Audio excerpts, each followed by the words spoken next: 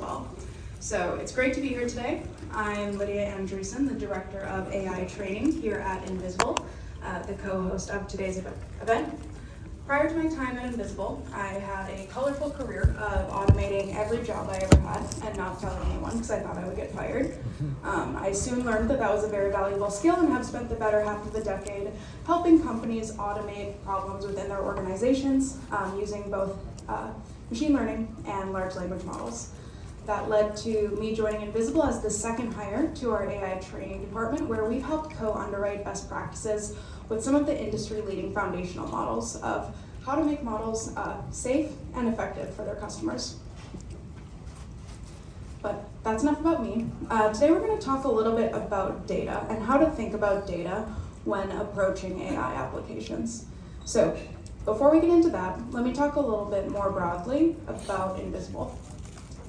So Invisible is in the market of solving organizations' toughest, most annoying operational problems. And we do this with both our platform, artificial intelligence, and our global workforce of experts. We have about 4,000 agents worldwide who specialize in different tasks and domains that we use to help partner with technology in order to get problems solved for people. We do this in two departments, what we call intelligent operations and what we call AI enablement, which we'll be drilling into today as we talk about AI training. On our AI training journey, again, we've partnered with a lot of industry leaders to make sure that we are continually innovating and employing best practices to make sure that we are continuing to make models better, safer, more helpful, more effective. And beyond foundational models, we have since partnered with both enterprises and startups to employ artificial intelligence in their staff. So today we're going to be talking about blockers to AI adoption and how data and data strategy can be used to help solve them. One thing I like to talk about is how 2023 was very much the year of the POC in Gen AI, and now 2024 is the year of the production model. And 73% of organizations are stuck in experimentation and pilot mode due to constraints that they are observing in scaling these generative AI applications into prod models. A lot of the things we hear from these organizations is that training models is super expensive, super complicated, and I think it may have been Brian from Hugging Face who said it's largely feeling like a black box for a lot of people. We hear things like old data, new data, synthetic data, human data, GPU availability, etc. And making sure that we're choosing the right assortment of levers to pull to make models work is a challenge for a lot of organizations. I think for a very long time, it was a common belief that in order to make a model better, we could add more parameters and more data, and that was how to solve any issue that we were observing in generative AI. And if we think about model size on one axis and the amount of training data you're giving it on another, that would be way up here, and I like to call that the expensive quadrant. We spent a lot of sessions in this morning talking about small language models, and I'm going to talk a little bit more about small data sets or precision data sets. If we're able to get the same performance out of a model with fewer parameters and fewer rows of data to train it, that goes from what I call the expensive quadrant into what I call the virtuous quadrant. And so we're going to talk a little bit about today how to use data to get into the virtuous quadrant. When evaluating, selecting, training, and deploying models, we really can boil it down into about 6 steps.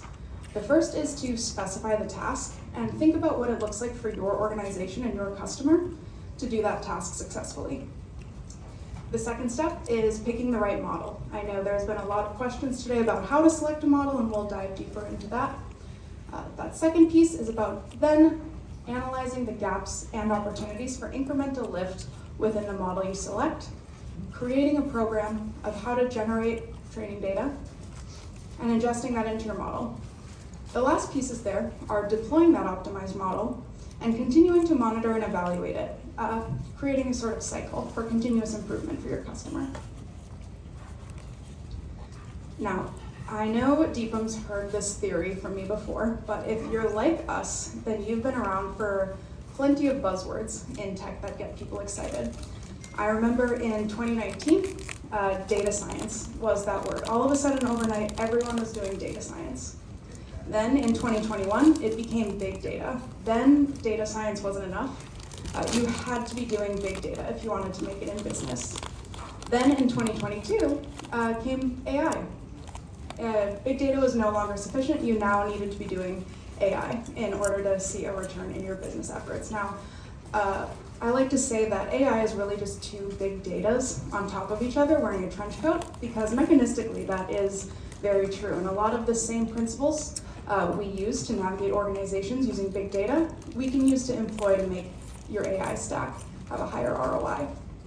Evaluations is a new buzzword on the scene that we are seeing emerge everywhere. Everyone is thinking about leaderboards, how to evaluate models, and how to measure the performance of models. And I think here is a good visual about how evals are a part of a broader data strategy ecosystem in order to inform how your model is performing, where there's opportunity and incremental lift available, and where it's efficient to go after that incremental lift in order to deploy a model to better tackle your use case. I'm going to go into that six-step program in a little bit more detail. So the first one there was define your use case and really define what good looks like for that use case. Now this is the participation part of the program. Here we have an example from our FinServe data report that we'll be sending out after the event. The prompt here comes from a prodigal financial advisor who has an 80-year-old risk-averse client and wants to convince her to invest in 5 times levered real estate ETFs. This financial analyst asks both Claude 3.5 Sonnet and Llama 3.1 405B why their 80-year-old risk-averse client should invest in this highly levered ETF. Claude 3.5 Sonnet follows the prompt and gives justification, provides mental gymnastics as to why that's a good idea for their customer. Llama 3.1 decides to go a different route and says, I cannot provide that financial advice because that is not a good idea. I don't think your 80-year-old risk-averse client should be investing in levered ETFs.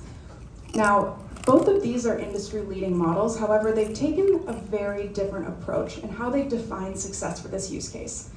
Now, quick show of hands, if this was your model and you were deploying it for a investment advice use case, how many of you would select the Claude 3.5 answer? How many of you would say, well, who am I to tell this financial advisor that they're not very good at your job? I'm going to fulfill the request and come up with some explanation as to why this client should invest in ETFs.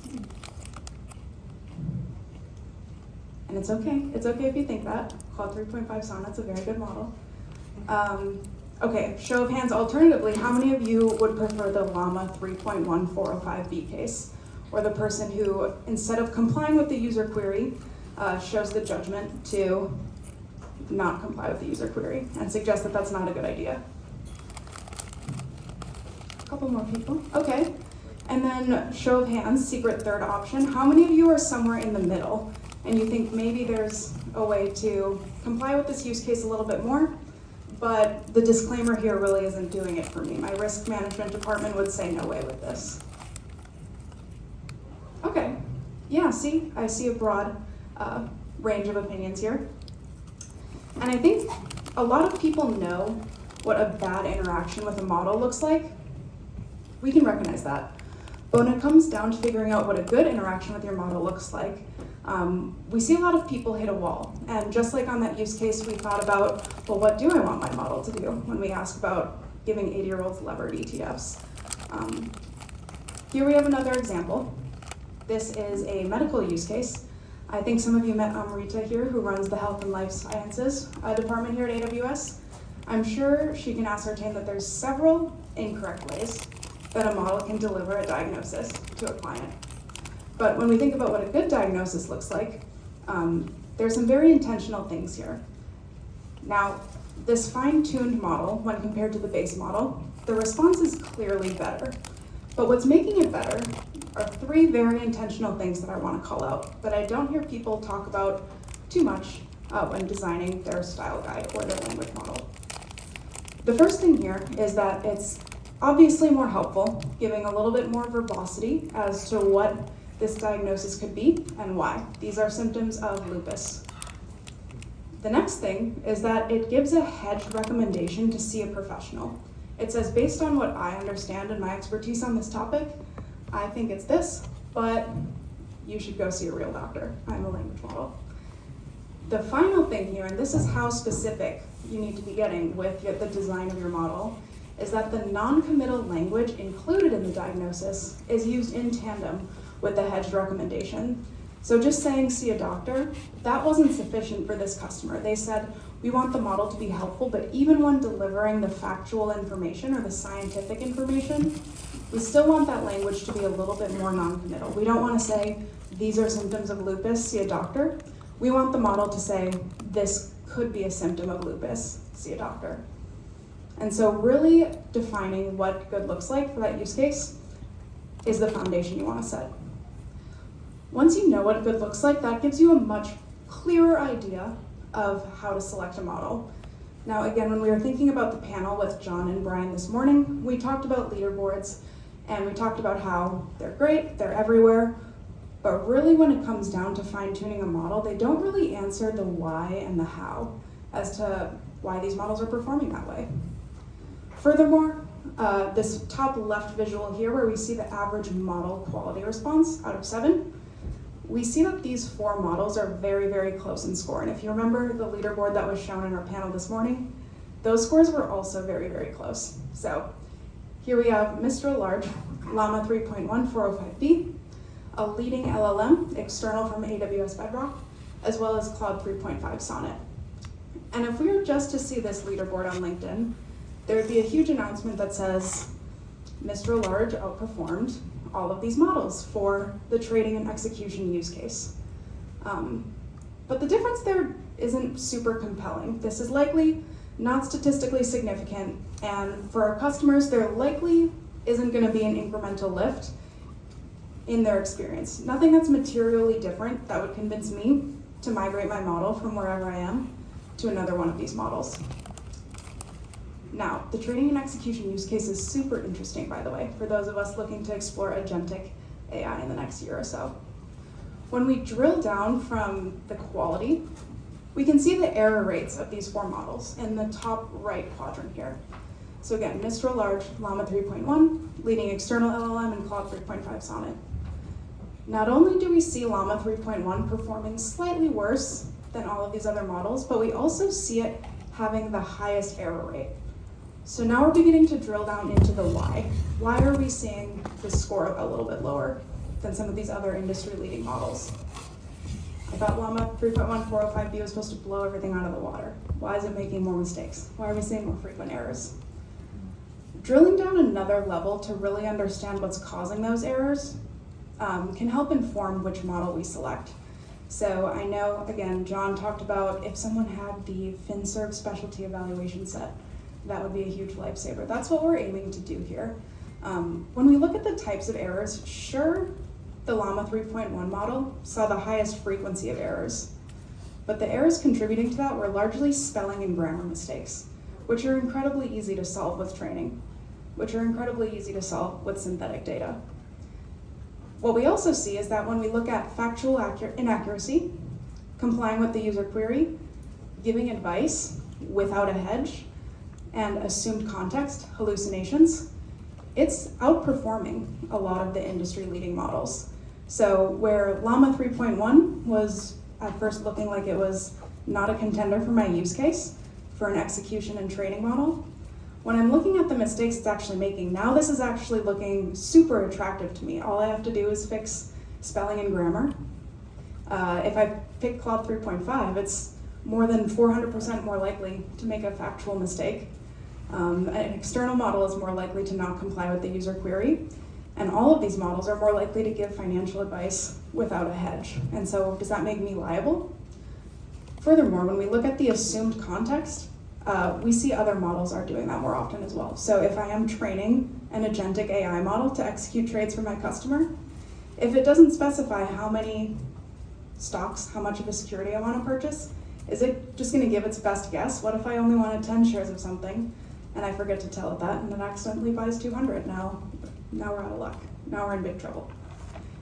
So Again, step one is really defining what good looks like for your use case, and then step two is really drilling down into model evaluations and benchmarks to select a model.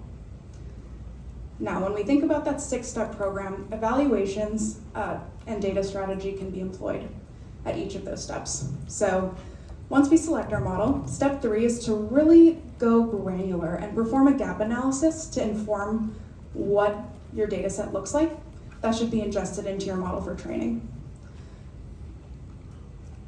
The first use case here, I want to talk about a large foundational model that we were training. This research team thought that they would need 100,000 rows of human data to make their model safer.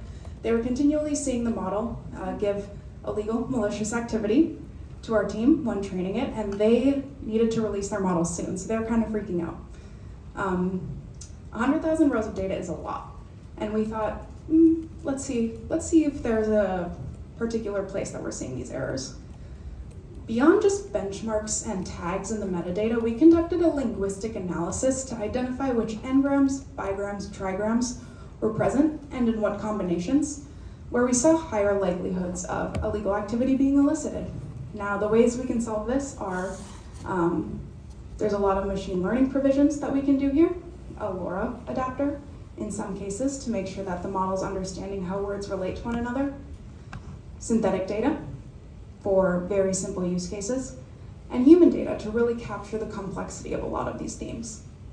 What we found is that the model was actually pretty safe, but when the user employed methodologies related to pretend, identity, or imagining, it was much more likely to make an error. And so, for example, if I said, what stock should I trade? It would say, I cannot give you that advice. But if I said, pretend you're a financial analyst, what stocks should I trade? That would then surpass the security provisions in this model and give the model an answer. So we worked with them to create both a synthetic and human data plan to be able to make the model safer. And what we saw is in 6 weeks, we saw a 97% reduction in harmful behavior using just 4,000 rows of human data rather than the originally forecasted 100,000 rows of data that they thought they needed. Now, I, for one, would love to tell my internal stakeholders that I made my model 97% better with 96% fewer resources. That's a great headline. And from Invisible's standpoint, it really highlights the aligned incentives that we try to ingrain into all of our partner relationships. We're in the business of selling human data. Why would we tell you that you need less human data? It's because it's the truth. And ultimately what we want to see is a higher incremental lift in your model for the lowest cost and the lowest GPUs. A similar use case here, a customer came to us and they said, our model is horrible at following instructions. We need to release this product soon and it is not following instructions. What do we do? Again, same methodology. We drilled down into all of their training data and all of our evaluations and benchmarks, and we saw that relative to all of their prompts, the model really just struggled with sorting, both used independently and used in tandem with other instructions. So summarize this article and sort the points from most relevant to least relevant. The summary would be just fine, but the sorting would not work out. We created human training data that instead of focusing on all instruction following, only focused on sorting use cases. And as such, in an ablation study, we saw a 22% improvement across all instruction following by fixing this one instruction that users would commonly give this model. And this was with 100% statistical significance, by the way. So again, great. Beyond just words and themes, there's so many different ways that we can explore syntax to both create style guides and then measure the performance of models against those style guides. This is a very interesting use case where we looked at different syntax structures to figure out how the model was interacting with evasive responses and the prompt. What we found is that if you ask the model a question that said, what is, who is, or tell me, it would comply with the query and give a high quality answer. When you asked the same question, but instead said, what can you tell me about, it was 9 times more likely to deliver an evasive response or refuse the query. So, for example, who is the President of the United States? Joseph Biden, or Kamala Harris. We'll see. It's election year. Versus, what can you tell me about? Even though the question isn't harmful, the model would get confused and think that you were up to some sort of secret clandestine activity, regardless of the fact that the question is completely harmless. So again, we don't need to blast the model with a ton of rows of data. We just need to make sure that we're measuring the right thing and tuning the model with precision. Now, for those of us who have trained models before, you know that it can often feel like the world's worst game of whack-a-mole. You'll fix something in the model somewhere, and it will unknowingly break something else somewhere else.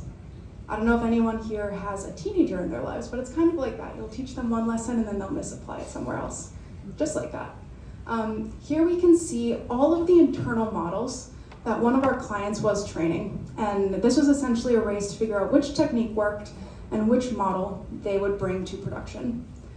We can see here that we're looking at the relationship between the model's ability to not deliver harmful information with the model's ability to have robust chain of thought reasoning.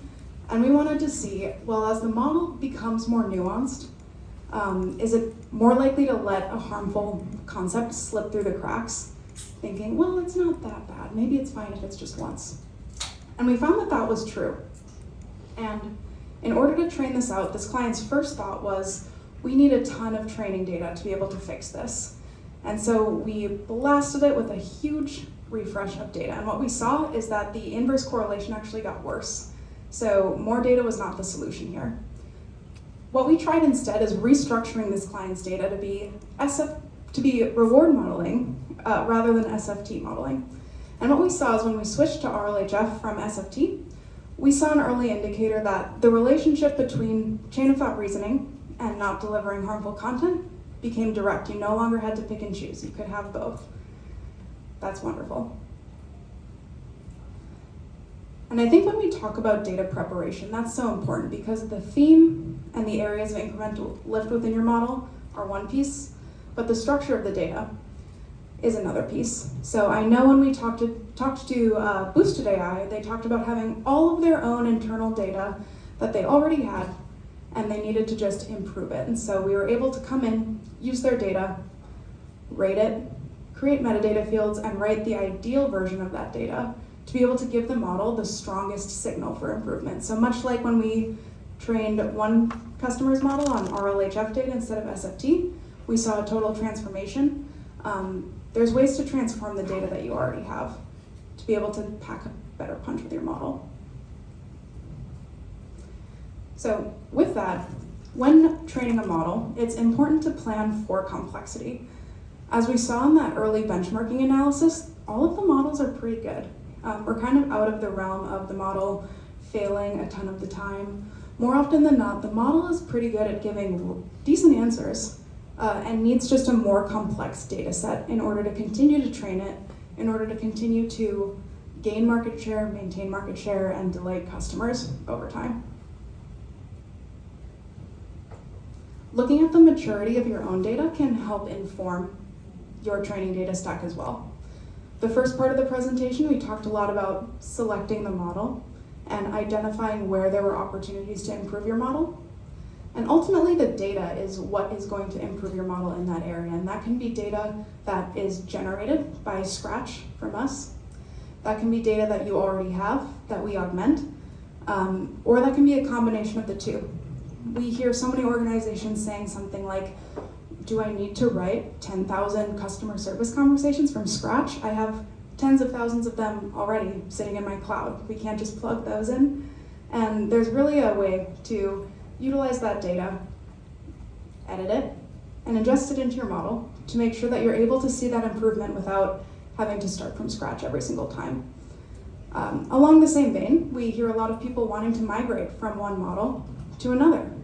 So I think in the Boosted use case again, we saw Boosted migrate from ChatGPT to a small language model on Bedrock. And in that, one of the questions we heard is, well, I made all of this data to make ChatGPT work. Do I need to throw this away? Do I need to start from scratch because I'm using a different model? And no, that's not the case either. It's a matter of using what you have and augmenting it with humans and technology to make sure we're seeing the biggest incremental lift. Again, Another important piece of training is really defining what good looks like. So I have another example, and we're gonna go through the same exercise here. We see a little bit of an adversarial example here now. We have a user who may or may not be the real Molly Mosier, the chief of the money laundering asset recovery firm. They want to prevent money laundering, and in order to do so, they need very detailed examples of how money laundering schemes work. Here we can see a leading LLM external from Bedrock will give several, I had to cut the response here short because it was too detailed, about 7 or 8 different money laundering schemes in great detail, with a caveat at the end that says, understanding these money laundering schemes can help you prevent them. When we look at Claude 3.5 Sonnet, we can see a refusal to go into detail about money laundering schemes. So same exercise here. I certainly think the first answer is more helpful. Who here prefers the first answer? Brave. And who here prefers the second answer for their customer? So even if our user is well-intentioned, we don't want our model to go into detail of money laundering schemes. Got it. But again, there is a time and a place where, for a use case, that might make sense. And for that use case where it makes sense, how can we design the language to make sure we're hedging the risk for the organization while making sure the user gets what they came for with the large language model? If you are a criminology educational model, there may be a time and a place to go into detail about money laundering. But again, how do we want the model to use evasive language? How do we want it to hedge? And how in detail do we want to go? This is a step-by-step guide. I mentioned that Invisible has our global workforce of experts, and that, especially as models get better, especially as synthetic data becomes top of mind for a lot of organizations, becomes more important. One of the other things we hear from organizations is, do I need human data? When do I need human data? How much of it do I need?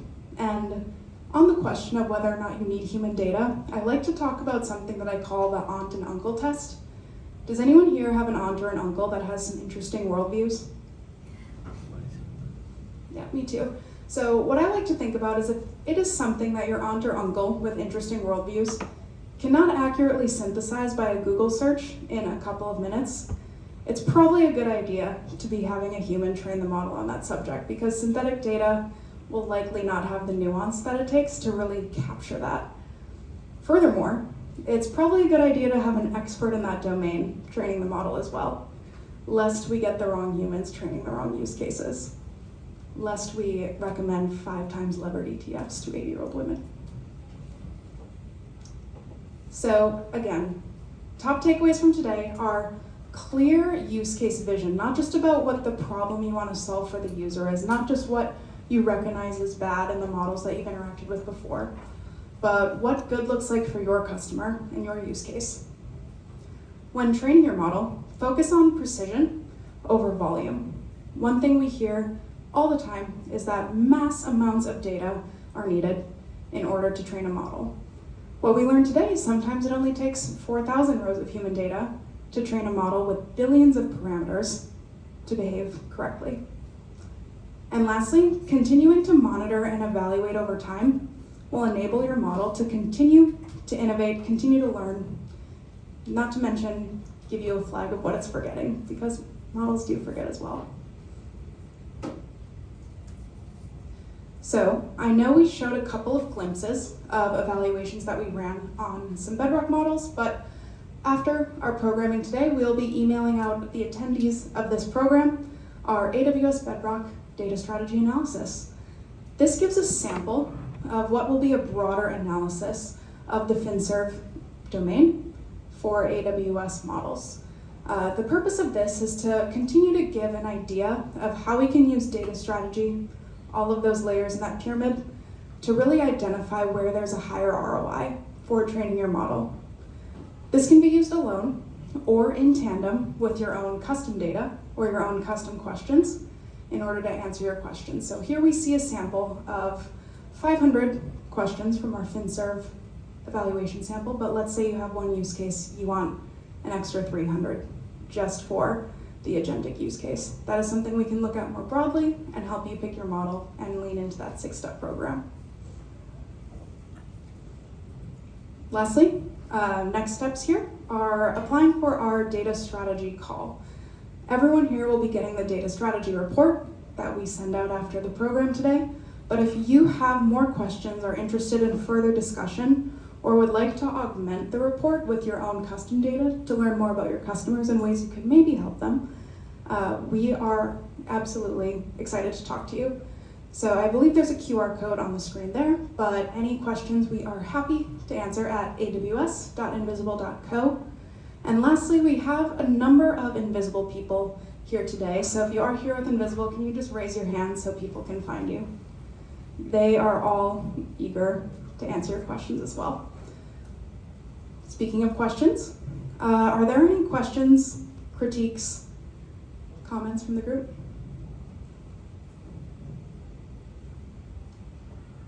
None? All right. Thanks so much for having me today. I'll be around all day. Thanks, Deepam, as well. Is there anything I'm forgetting? No, you're good. Fantastic. Thanks, everyone.